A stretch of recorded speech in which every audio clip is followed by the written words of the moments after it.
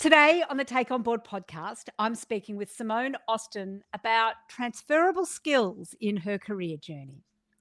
Before we start the podcast today, as always, I would like to acknowledge the traditional custodians of the land on which we record. For me, I am on the unceded lands of the Wurundjeri people of the Kulin Nation, and I pay my respects to elders past and present. I acknowledge their continuing connections to land, waters, skies, culture, and country. I support Voice, Treaty and Truth for Aboriginal and Torres Strait Islanders peoples in Australia, and I encourage others in the Take On Board community to do the same. Now, let me tell you about Simone. Simone is on the Healthy Life Health Advisory Board and has previously been president of Sport Dietitians Australia and a board member at Dietitians Australia. Simone has had a dynamic dietetic career, yes, I had to practice saying that fits perfectly with her zestful personality. From fueling some of Australia's most successful sporting teams to authoring her book, Eat Like an Athlete, and leading publication of Healthy Life's Living Healthier reports, Simone is passionate about health. Welcome to the Take On Board podcast, Simone. Thanks for having me, Helia. It is so awesome to have you here.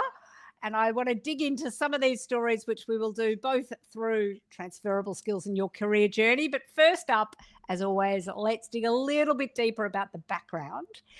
Can you tell me a story about young Simone that tells us a bit about how you got to where you are today? Oh, yes, I can remember on cold days, a bit like it is in Melbourne at the moment, my friend and I would go into the careers room at school and be looking up to think what job we would want to do. And I came across a dietitian, but then I also loved sport and I loved cooking, but I didn't think a chef's hours would be good and it sounded like really hard work.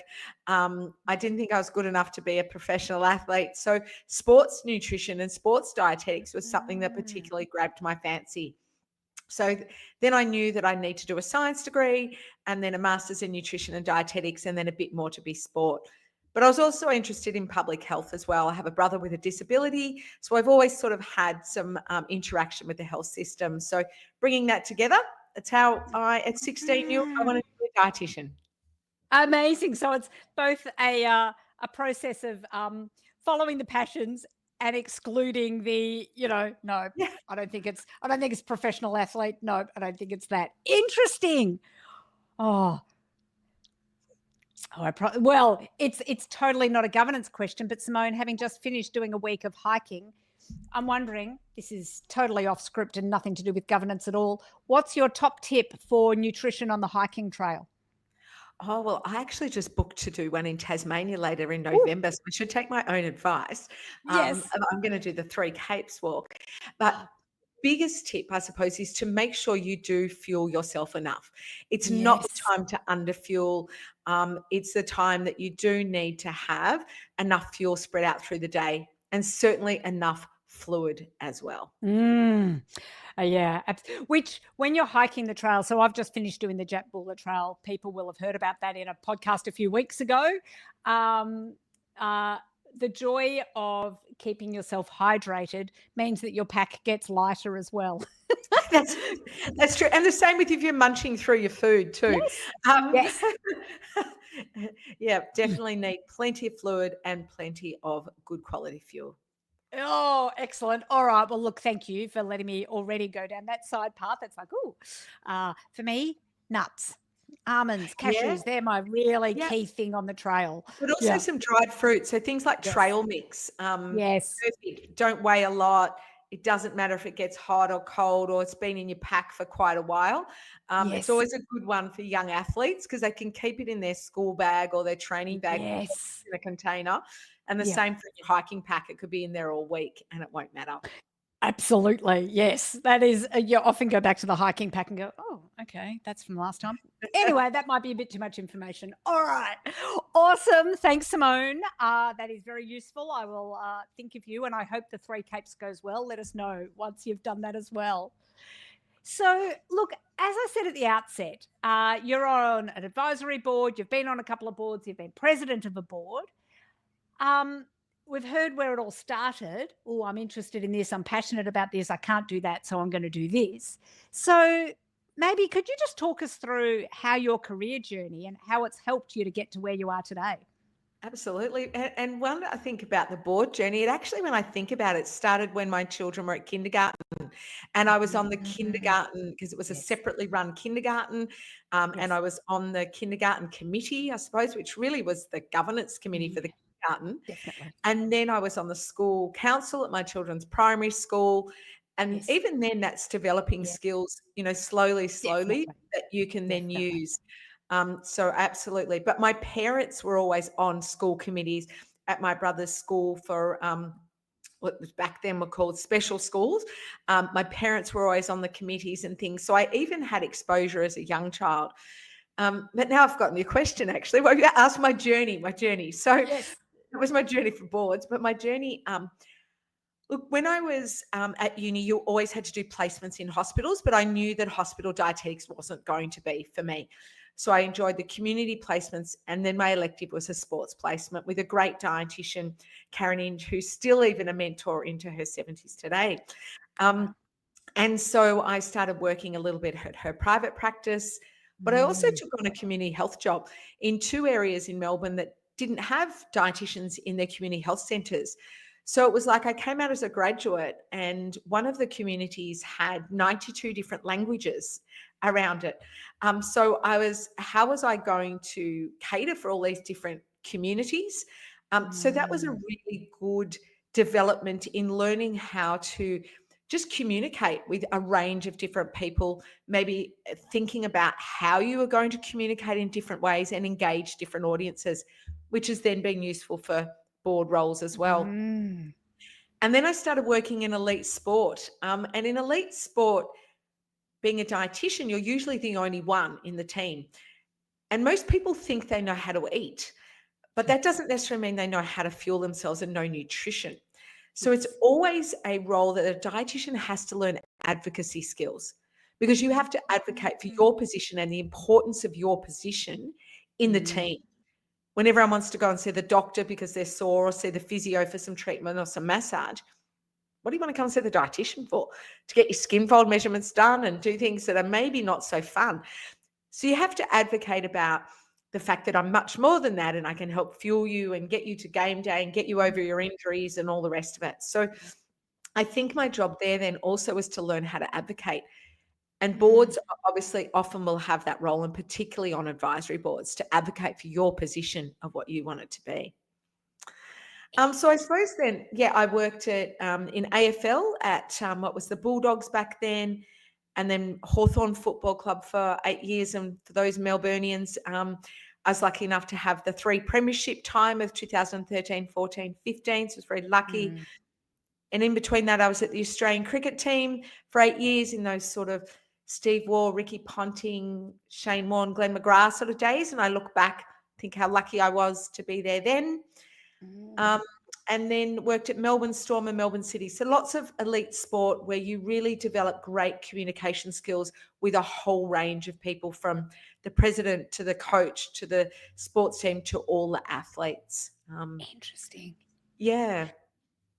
And then I So ran a that private practice, Helga, as well. Yes. And did a lot of speaking, wrote a book, Eat Like an Athlete, and then moved into a role at Dietitians Australia to be the manager of the advocacy and policy team. And I really didn't know much about government, so I had mm. to learn, steep learning curve. And that helped me get my job at Healthy Life, which we can talk a bit more about, yeah, along the way. Interesting. Okay, I'm hearing so much in there about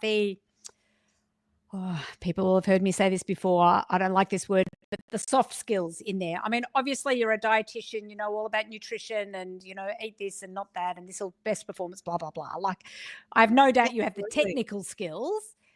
It's interesting when you're reflecting on your board and governance roles. I'm not hearing much about your technical skills, although I have no doubt they help as well. It's more about those inverted commas soft skills, the influencing, the advocacy, the communication.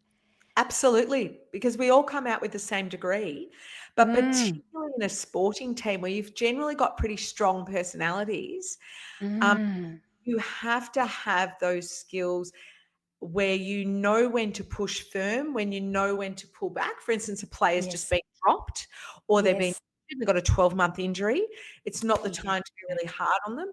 Or they're a 17 or 18-year-old moved halfway across the country and they're homesick Yes. versus a player that's Yes. older or just not wanting to do what you would like them to do, or a coach or a fitness person who's not listening. So if you don't have those quite strong communication skills and know when to dial some up and dial some down, you'll be eaten alive in things like a sports team. So I'm wondering as well, because you were president of Sports Dietitians Australia, I think. Now, Yes. my guess is your communication and advocacy and, inverted commas, again, soft skills probably were part of that, because I'm guessing you were initially a board member and then Yeah. became president. Tell us a bit more about how you Yeah. joined that board and then how you transitioned into the leadership role. So Sports Dietitians Australia is a fairly small association. There's probably about 600 members or maybe even less because it's a huge part of dietetics. It's a very dynamic and people full of energy and everything in that role, but it's really a sense of finding your community. You find like-minded people like you who you can bounce ideas off, learn from, talk about, and that's for your technical skills, but you can also learn and develop your soft skills by talking to others. So I was always part of the board. And then when my children got a bit older, I felt like I had some space to when they were sort of, probably mid primary school to early high school. I wanted to give back to my profession. Yes. And I know that our lean team of staff at Sports Dietitians Australia couldn't do it all on their own. So I would often volunteer to help, and it was a voluntary role as a board director. So you put yourself out there and you vote your members and your peers vote, and then I was a board director for a couple of years, and then I found that I think I was then vice president for a year, and then I became president for 5 years. And sometimes I felt like it was certainly a part-time job because there's only a few staff there. And I had to recruit 2 CEOs in that time. And that was a very big task for the board, and not having, as we say, not very many team. And to look after the team while we were also then recruiting for a new CEO. So my journey, started off as being a very member, to being a more active member, to then realizing I wanted to help on the board. Nice. And it's a good reminder, I think, for people, those of you who might be listening, that professional associations, whatever they might look like, most professions, I guess, or roles even have some sort of professional association, whether it's a role specific like Dietitians Australia or Sports Dietitians Australia, or I don't know, local government organisations or whatever it may be. And they're a great way of getting involved. Or the school, as you said before, the kindergarten, the school. These are really excellent opportunities for learning governance skills. And we did, and we used to have a weekend each year, which was our sort of strategy and planning weekend. But we would always get an external person in to help. We would pick a part of governance, and for a lot of us, where we didn't have the skills was finance. So we had some appointed directors, but for the rest of us, reading a spreadsheet was like a cost and profit, profit loss. That was like not something I had done before, but it was a really important skill that I could learn in a fairly safe environment at Sports Dietitians Australia for when I was moving on to other boards. And you could ask the what I thought was silly questions. What are all those acronyms and what do they mean? And are we in the red or are we in the black? And which parts do I need to look for and which parts do I not need to look for?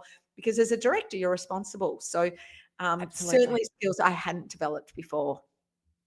I'm just reflecting on your statement there about acronyms. I think one of my very first board meetings, I was only in my 20s, it was part of a job that I had. And I turned up to this board meeting and they're all talking a language. I had no idea. Anyway, acronym after acronym. And I eventually butted in and said, look, what does that mean? There was just one I randomly chose and said, what does that mean? I can't remember what it was now. No one in the room knew. They were tossing these acronyms around. I mean, I hadn't done it to be, a smarty. A smarty about it. I just literally didn't know what they were talking about. What didn't occur to me was that they didn't know it either. That's funny. I try though in my work to avoid using acronyms unless they're Yes. a really obvious one, or I'm just talking to my peers that I know, because it Yes. can be really quite isolating for people, I found. Yes. And if you're, particularly if they're new, they don't want to necessarily Mm. put their hand up and say, "Oh, what does that Yes. mean?" And that, and that, and that. So Absolutely. I do try and Yes. avoid acronyms at all costs because I really I think agree. they're nearly like speaking another language and they can really isolate Yes. people. Yeah, absolutely. Yeah. Okay. So, these again, the soft skills that you've developed, communication, advocacy, all of those things are incredibly valuable in the boardroom. I'm wondering if there's, from your board roles, if there's an example you can give where they really came to the fore. Is there any stories you can share with us around that? Yeah, I can remember, certainly at Sports Dietitians Australia, where part of the board wanted to investigate, how we could be a bit more independent. And I felt very strongly that as much as things weren't maybe going as well in an area, as they could be, that for the short term, we had to go through the pain for the benefit of Mm, the long term. Because being a small organization, I didn't think we could cut ties from another organization because we didn't have the legal capacities. We didn't have the manpower to do a lot of these things that would have come upon ourselves if we had cut ties with another organization. And so I really had to pull out and be brave enough to be the one on the board that said, no, I don't think that's the right path, when everyone else was wanting to go down a different path before I yes. was president. And so rather than just saying a complete no, I knew I had to get these people across the board with my reasons, and I had to then Mm, present it in a way that stacked up my evidence. So I needed to yes. stack up my evidence and really, for the association, put, this is why I think we have to get through the pain in the short term, and this is my strategy for the long term. So what I felt was, any time that you want to bring something that is a bit different, um, Mm, feel brave enough to do so, but you've got to have your evidence and your plan with you. yes. So you need to have thought about that beforehand so that Yes. you can present that a bit more in full to the rest of the board. So having the confidence, but knowing how to also get your evidence together so that you can present your case fairly succinctly. It's so interesting, isn't it? Because I think sometimes, whether it's in the boardroom or elsewhere, sometimes people, I don't know, look at something that's been presented and go, God, that was amazing. You just did that. And it's like, I didn't just do that. I prepared. I thought Yes. about the key messages that I wanted to get across. I thought about, as you've said, the evidence that I need to suggest. And I've thought about the best ways of doing that succinctly. I think sometimes people think this is just off the cuff, and it's not. It's a skill that you build, and preparation is key for that. I Yeah. think, when you said that, and people sometimes say to others in a role, and even to myself and another colleague that I used to be on the Dietitians Australia board with, and people say, "Oh wow, you're so lucky. Look at where you've got to in your career." And I'm like, don't think there's too much luck in that. Yes. It was when I was talking to you, when I was working in that community health job, I was also lecturing after that full-time job Yes. at VicFit to get my experience in sports dietetics. Yeah. I was working on a Saturday morning in someone's private practice, and I was volunteering at an underage sporting team to get my kudos Yes. and all of that. I was working an awful lot of jobs. And then, as you say, volunteering roles, whether it be at the kindergarten, the school, the Sports Dietitians Australia. So you're right, things don't just happen. Someone's Yeah. used a lot of preparation behind it. Yes. Yes. So things that often seem like magic are actually all about Yeah. preparation. And they've usually Interesting. taken years to develop. Yes. Yeah. So I'm wondering also, in some of the roles you talked about before, you've worked for some of the top sporting clubs or organizations or teams, depending on how they are framed. Um, I imagine some of these skills are incredibly useful for when you're dealing with the players. I'm wondering whether you also at any stage had interaction with the boards of those organizations. Certainly the president, and that would just be often Mm. on match day in the club rooms. Yes. And it might be just asking how things are going, but you've got to use those interactions as Yes. opportunities to drive your agenda. And sometimes that can just be that they know who you are. Mm. Because if they don't know who you are, your role might not get funded. When people Yes. are looking at how much is going to be spent on the medical budget, Mm. um, you need to be seen and heard, and they Yes. need to know a little bit about what you do and some Yes. impact. So yes, I did. I can remember also, I can't remember what it was for, but I presented to the board, and I think it might have even been before they went to do the Kokoda Trail. So I think it was Oh, yeah. actually more about some sports nutrition. So yeah, absolutely the board, but also other people that would feed into the board. So I Mhm. had a good relationship with the marketing manager always, Yep. because I didn't want us to be sponsored by what I thought were unhealthy food Yes. things. And so generally I had a relationship where the marketing people would run things by me and ask Yes. me. And that was great because that would then come to me before it went to the board Mhm. so I could have my input. Because if it had already been approved by the board, it was Yeah. unlikely it was going to come back to me Yeah, that's true. and go in reverse. And then, Interesting. Okay. mm, Yeah, go on. and then when I left one of the teams and I bumped into the marketing manager at the airport one day, and they had suddenly had what I think is a less than desirable sponsorship set up. Mm. I'm like, what did you do? And he said, yeah, I did think of you when I was signing that document, Simone. Oh, you were on the back of my shoulder. But I was no longer at the club and I no longer was there. Yes. And the next person who came along obviously hadn't yet established that relationship. Look, maybe Interesting. it still would have happened, Helia, but Yeah. I felt proud that I had at least kept some of that off for some period of time. So relationship building in decision makers is so important. And that's interesting, I think, for us to reflect on both as influencing decision makers, influencing those in the boardroom, but also for those in the boardroom. Like quite often we wear a range of hats. We're board directors in one organization and we're, I don't know, The influencers, employee. dietitians or whatever's in the other organization. So over there you're thinking about influencing the board, but over here you're on the board.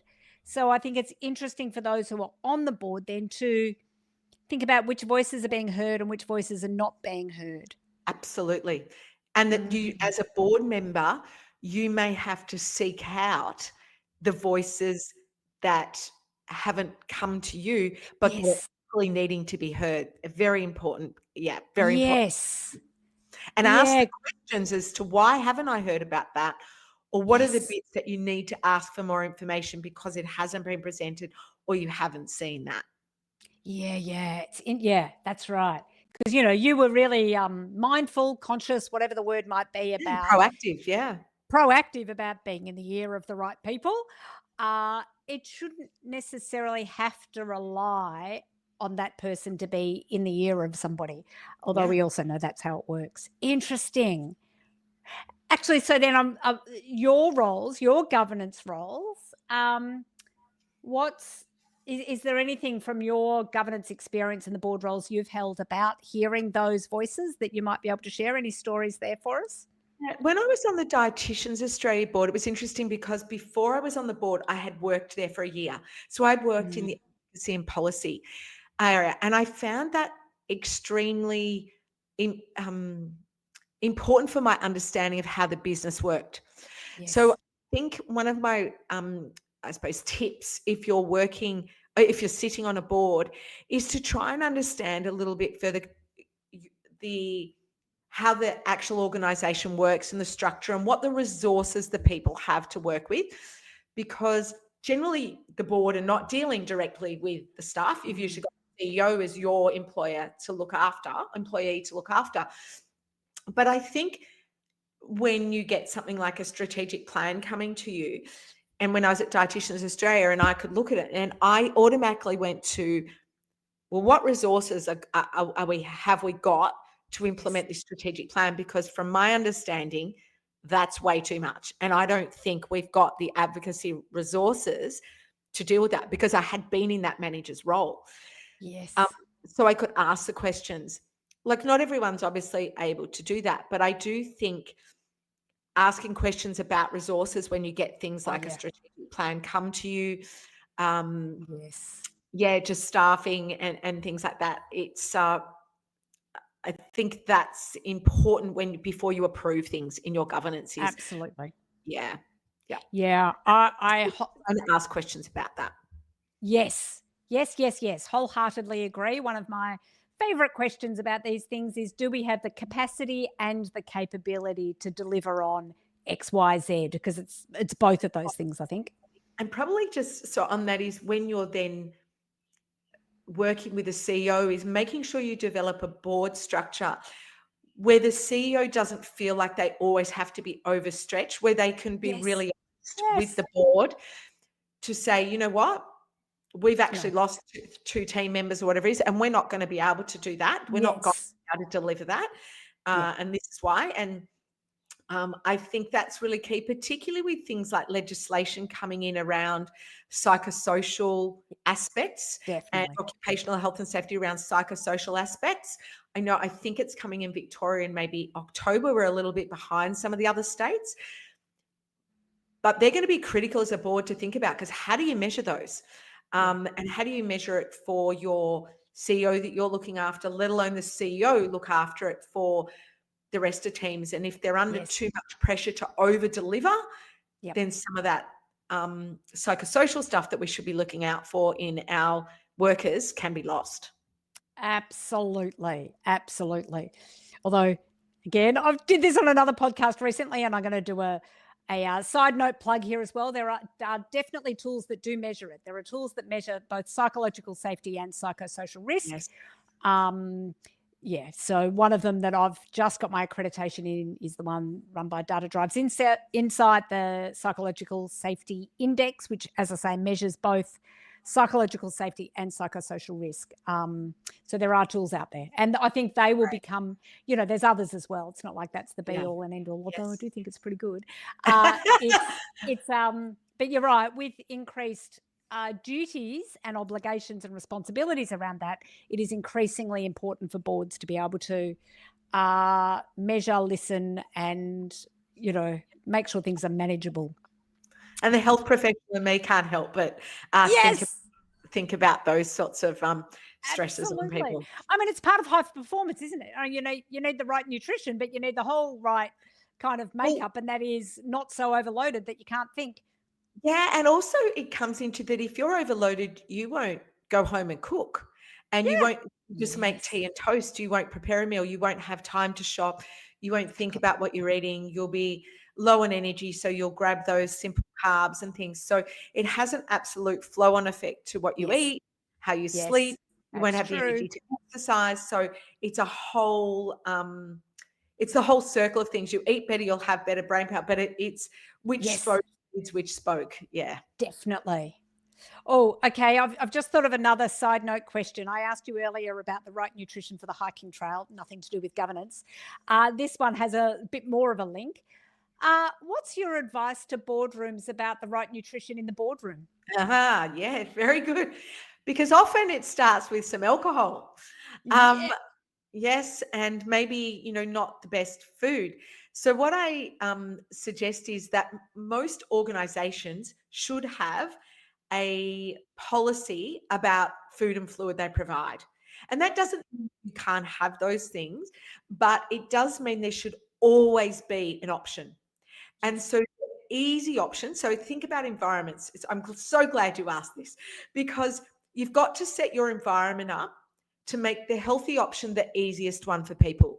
And then you can have the others. So therefore, let's give an example of the boardroom. You come in, there should be water on the table and glasses for water. If you're going to be having alcohol pre, during, whatever, after, then it could be or should be on a table that might be at the back of the room with the glasses, and it's there, but it is more difficult to get to that. And the water is the easiest option, or the sparkling water or whatever. In terms of food, we don't want lollies, chocolates, biscuits and everything all lining the table so that we're mindlessly just eating them throughout. there could be some of that, but then there could be a fruit platter, there might be sandwiches, there might be nuts, Yeah. those sorts of things that fuel us best with a small amount of the lollies or the chocolate or whatever that might be. And their healthy eating advisory service, which is part of, I think it's now, it used to be Nutrition Australia, but I think it's now called Australian Nutrition Foundation. They have some free resources to help people, organisations set up their sort of their policies around what you provide for health and nutrition. So it's just making sure that you have it in place if you're providing for your board, your employees, or whatever in an event, that there are some healthy options always. Because Oh, you got to fuel yourself properly. I love that. Yeah. The Mentos that always sit in front. It's like, no, get rid of them. Yep. Yeah. Love it. And they can be somewhere where you can go over and eat them, but not so Yes. you're mindlessly eating. And then you have the fruit and the nuts and Yes. the whole grain crackers and cheese for the easier reach. Love it. Excellent. Oh, there you go. There's a bonus tip. Oh, Simone, so much awesome stuff in here. What are the key points you want people to take away from the conversation that we've had today? I think volunteering on like any sort of board, is a great way to develop your skills.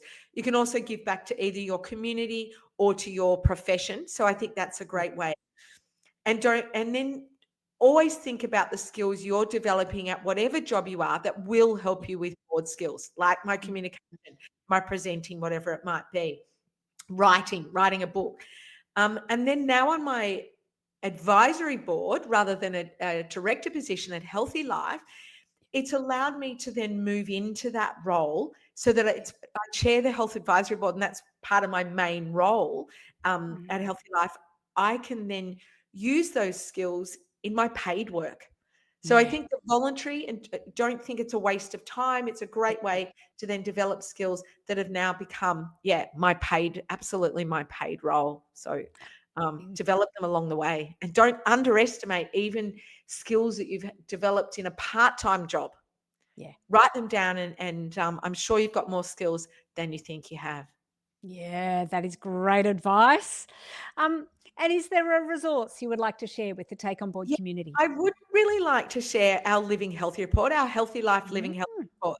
It's our fourth one we've written, and it absolutely thinks about how can we influence the environments we live, work, sleep, shop, eat in mm, to yep, benefit our health. Because amazing. people often think health is because, or ill health is because we didn't have enough willpower, or I wasn't Yes, strong enough, I was too lazy or whatever. And that's often not the case. Our environments can either support our health, like we yeah, talked about that boardroom, to move more if we've got time. Walking meetings can happen at work. yes, You've got safe environments and green spaces around where you live. You've got time to sleep, whatever it is. Our environments influence our health so much. So use the yes. Living Healthy report and the data it has to advocate in your workplace, your role, wherever you are on as boards, to help everyone in Australia live a healthier life. Oh, I love it. We will definitely put a link to that in the show notes. Google Living Healthy report and you'll find it. Yeah, I love walking meetings. I've been very consciously trying to do more walking meetings this year. I love a walking meeting. It's brilliant. And when everyone wants to listen to this podcast, pop Yes. it in and out you go for a walk Oh, at I the love same it. time, or the treadmill, or whatever you might be doing for Yes. your exercise. Absolutely. Oh, Simone, thank you. Thank you so much for reaching out and for taking the time to share your wisdom with the Take On Board community today. I really appreciate it. So thank you Thanks, for being Julia. here. Thank you.